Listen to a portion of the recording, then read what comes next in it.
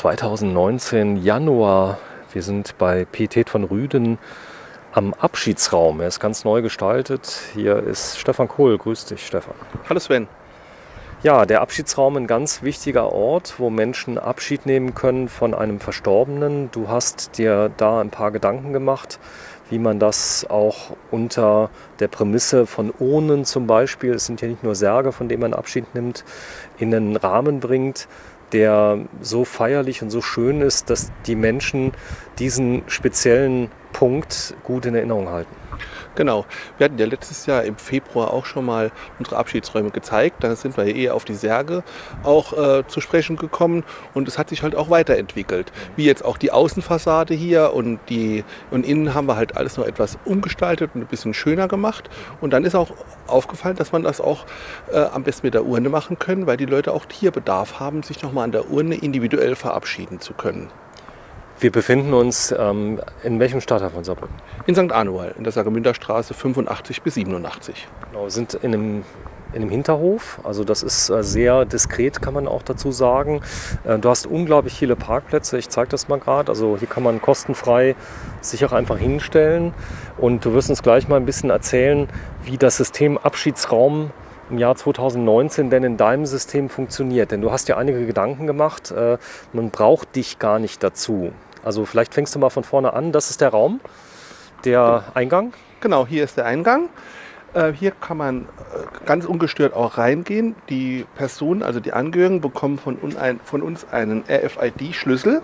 Der wird hier so ans Lesegerät dran gehalten. Die Tür öffnet sich und man kann dann auch reingehen, ohne dass wir immer dabei sind. Das heißt, wenn jetzt zum Beispiel auch Verwandte kommen, ich habe die Möglichkeit, den Raum für mehrere Tage dann auch zu mieten? Genau, man kann den Raum für mehrere Tage nutzen. Beim ersten Mal sind wir auf jeden Fall immer dabei, damit wir dann auch die Funktionsweise zeigen. Wie kommt man rein, dass man auch beim ersten Mal, auch wenn man zu dem Verstorbenen am offenen Sarg gehen, dass die Angehörigen auch sehen, dass man da keine Scheu haben muss. Es gibt aber auch die Möglichkeit der Zusammenarbeit mit jemand, der denjenigen zur Gabe getragen hat. Also mit dem Geistlichen kann ich auch zusammenarbeiten? Genau, also wir haben hier auch schon einige Verabschiedungen auch gehabt, dass der Geistliche dann auch hierher gekommen ist, zum Verstorbenen am Sarg dann oder am offenen Sarg auch nochmal Abschied genommen hat mit den Angehörigen. Alles ist ganz neu renoviert. Es ist sehr, sehr modern, muss man sagen. Du hast dich aber den floralen Dingen ein bisschen angepasst. Das heißt, auch das Feierliche kommt hier nicht zu kurz. Du hast insgesamt 3 Möglichkeiten der Begegnung. Das hier ist zum Beispiel die Möglichkeit, von der Urne Abschied zu nehmen. Genau, hier können wir mit der Urne Abschied nehmen, wenn man so ein bisschen öffentlicher sein soll. Hier sieht man auch, da ist auch keine Tür jetzt direkt. Man kann das hier im größeren Rahmen dann auch machen, entweder im Stehen, man kann es aber natürlich auch bestuhlen. Der besondere Vorteil ist, wenn man es mehrere Tage macht, ich habe auch die Möglichkeit als Familienangehöriger außerhalb der großen Gruppe still für mich auch mal 1-2 Stunden hinzusetzen, neben den Sarg zum Beispiel und wirklich Abschied zu nehmen, ganz alleine, wenn ich das will. Genau, und das ist jetzt auch zeitlich unabhängig. Der Schlüssel wird so kodiert, wenn jemand von Montag bis Mittwoch den Raum belegen möchte, dann kodieren wir den auch so und wenn er dann nachts das Gefühl hat oder das Bedürfnis hat, hier hinzugehen, dann kann er das gerne tun. Der Parkplatz ist natürlich auch dementsprechend vorbereitet worden, dass, wenn jemand reinfährt, auch direkt eine gute und helle Beleuchtung auch ist. Also Sie brauchen auch niemand Angst zu haben, es ist taghell auf dem Parkplatz auch. Prima. Also hier links ist gleich der erste Raum, auch der ist dann per RFID-Chip, ich zeige das mal gerade, Genau. Der ist dann kodiert für die Person? Richtig, der ist für die Person kodiert. Wenn man jetzt drauf drückt, geht die Tür nicht auf. Man hält den Schlüssel dran, es klackt dann, es ist grün und dann geht die Tür auch auf. Und das hat natürlich den Vorteil, wenn ich auch so mal so einen Chip verlieren sollte, das ist kein großes Malheur, muss man sagen, nicht wie ein Schlüssel von der Schließanlage zum Beispiel. Das ist genau der Punkt, warum wir das auf Elektronik eingestellt haben, weil wenn ein Schließanlagenschlüssel weg ist, das geht gleich in die 100 und dann womöglich auch in die Tausende, wenn man sowas auswechseln muss. Der Schlüssel wird einfach gesperrt und dann ist er gesperrt, da kommt doch niemand mehr rein. Genau, also das ist dann auch wichtig, man kann auch mehrere Schlüssel kodieren. Ich habe die Möglichkeit zum Beispiel jetzt mehreren Familienangehörigen Schlüssel zu geben, dass der Abschied unabhängig von einer Person geschehen kann. Genau, die Flexibilität haben wir halt auch, weil wir auch die Schlüssel selbst codieren. Wir haben die komplette Computersoftware, haben wir dazu auch uns besorgt und ist ja auch wichtig, dass wir da auch sehr flexibel sind, dass wenn auch jemand nur bis Mittwoch zum Beispiel den Raum belegen wollte und sagt jetzt, ich mag doch jetzt bis Donnerstagmittag, dann können wir das direkt einstellen und dann ist das auch direkt im System drin. Also hier steht zum Beispiel der Sarg. Der Sarg ist jetzt leer. Ja. Das ist jetzt nur ein Beispiel für den Film. Also hier wäre dann der Verstorbene drin. Das ist mit der Öffnung des Sarges, erklär mir das. Also man kann sich überlegen, man kann sich aussuchen, ob der Sarg geschlossen hier stehen bleiben soll oder auch geöffnet. Dann wird der Sarg auch schon so vorbereitet, auch die verstorbene Person, damit auch die offene Aufbahrung und die offene Abschiednahme auch dann hier vonstatten geht. Dann bleibt der Sarg auch diese 2-3 Tage offen. Das geht. Das ist möglich, ja, ja. Durch die hygienische Versorgung, wo auch hier im Haus ja auch gemacht wird, ist das auch gar kein Problem. Wir haben diese Hilfsmittel auch und es ist ja auch bei uns eine DIN-Norm, wo auch alles erfüllt sein muss. Und wenn man das alles ordnungsgemäß macht, dann ist das auch kein Problem. Und das wird auch gemacht am offenen Sarg schon mal? Ja, also die Räume werden seit unserem letzten Video letztes Jahr im Februar sehr gut angenommen. Die Leute sehen auch die Räumlichkeit mal von innen. Ich kann immer viel erzählen, wie was aussehen kann und was man machen kann, aber man muss auch den Raum halt zeigen, damit die Leute sich auch ein bisschen einen Einblick da verschaffen können. Auch hier gibt es ja eine Einweisung. Das heißt also, die Gruppe, die dann hier Abschied nimmt, da bekommt einer eine Einweisung. Das ist gar nicht so kompliziert. Man hält den Schlüssel dran, kommt rein. Also das ist alles nicht so wild. Genau, das ist also alles relativ einfach. Auch Desinfektionsmittel steht bereit, dass wenn man auch den Verstorbenen angegriffen hat, dass man auf jeden Fall auch sich die Hände desinfizieren kann. Toilettenanlage ist alles natürlich auch da. Und wir sind halt auch sehr flexibel, dass die Leute auch zu jeder Zeit kommen können. Ja, ganz modern das Ganze. Musik geht auch. Ja, natürlich. Also überall sind Lautsprecher eingebaut. Musikwünsche können alle erfüllt werden. Alles, was wir besorgen können oder als MP3 bekommen, können wir einspielen, auch individuell für die jeweilige Familie. Wie kamst du auf die Idee mit dem Abschiedsraum? Durch eigene Erfahrung auch im Familienkreis. Da sind halt auch Leute schon verstorben. Zuletzt dann meine Mutter. Und da waren wir eigentlich auch froh, dass wir dann auch Abschied nehmen konnten. Auf den Friedhöfen in Saarbrücken ist die Infrastruktur mittlerweile nicht mehr so gut vorhanden, dass man die Abschiednahme dort machen kann. Und wir haben auch dort immer eine Glasscheibe davor. Man kann halt auch nicht zu dem Verstorbenen hin. Ach so, das geht nicht. Nee. Auf vielen Friedhöfen Glasscheibe? Ja, das ist das Problem dort. Und auch eine Urnenaufbahrung ist in Saarbrücken auf dem Friedhof eigentlich gar nicht machbar oder möglich. Hier den Raum haben wir jetzt mal vorbereitet mit einer Urne, dass man auch mal sieht, dass man mit einer Urne Abschied nehmen kann.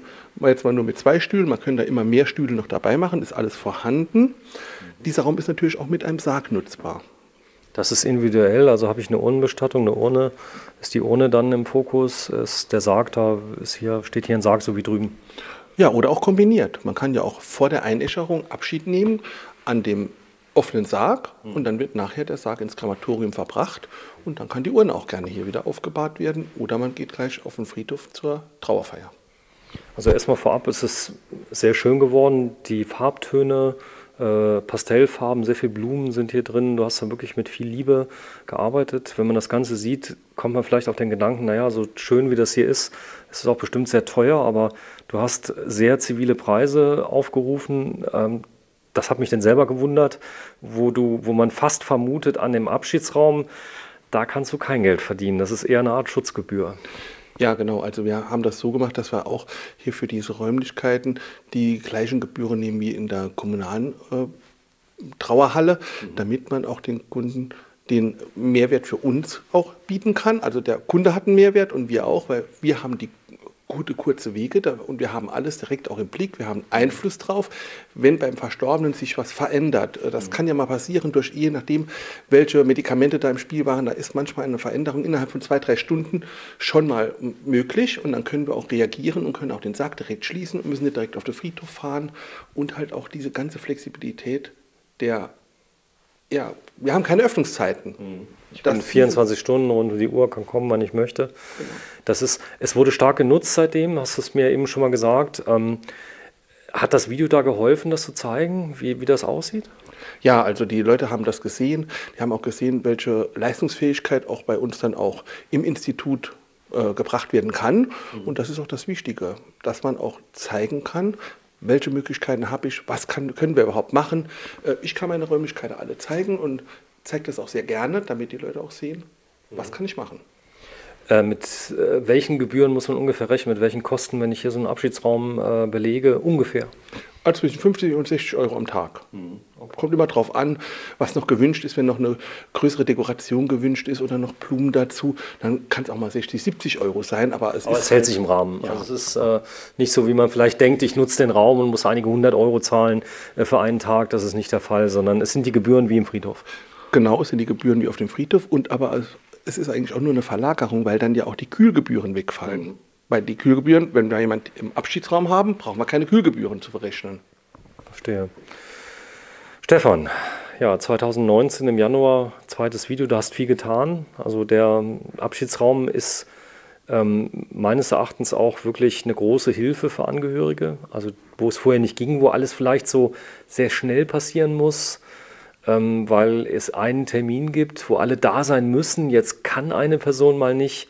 Und ich glaube, es gibt nichts Schlimmeres, wie nicht Abschied nehmen zu können. Genau, und das ist das, was wir auch hiermit bewerkstelligen wollten und auch die Möglichkeit, dass alle Familienangehörigen, auch wenn es mal 2 Tage dauert, bis er da ist, dann auch immer noch die Möglichkeit hat, hier Abschied zu nehmen. Am offenen Sarg dann auch die Person noch einmal zu sehen. Und man muss es nicht auf dem Friedhof machen, wo alles relativ anonym und steril ist. Der Glaube, es ist nicht auf irgendeinen Glauben beschränkt. Du hast mir erzählt, du hast besonders auch Menschen aus Indien, also die hier wirklich diesen Raum geliebt haben, weil sie konnten sich alle treffen. Die leben, glaube ich, den Tod sehr fröhlich. Ja, die waren dann hier gewesen, 3, 4 Stunden. Wir haben dann auch WLAN angeboten, weil die haben das nach Sri Lanka auch übertragen per Kamera. Und das war auch Sri Lanka war es, genau. Sri Lanka war es, ja. Und das war halt auch das, was wir mit anbieten können. WLAN anzubieten ist ja heute nicht mehr das große Ding, aber es ist halt wieder so ein Zusatz, Baustein, wo man machen kann. Und es macht ja keine Arbeit. Ich bin auch immer froh, wenn man das dann anbieten kann. In unserer Kultur, bei den Europäern, ist das natürlich noch nicht so gang und gäbe, dass man eine Trauerfeier online überträgt. Aber das denke ich, das wird auch noch kommen. Aber ja, das sehen wir noch, was noch alles kommt. Ich habe auch noch sehr, sehr viele Ideen. Ich denke, wir werden noch einige Videos auch machen können, wo immer noch was Neues dazu kommt. Ja, wir werden nicht stehen bleiben. Ja. Wenn ihr mich sucht, sucht mich in eurem Herzen. Habe ich dort eine Bleibe gefunden, lebe ich in euch weiter. Rainer Maria Rilke. Damit will ich es dann beenden. Vielen Dank, Stefan. Und ja, danke fürs Zuschauen.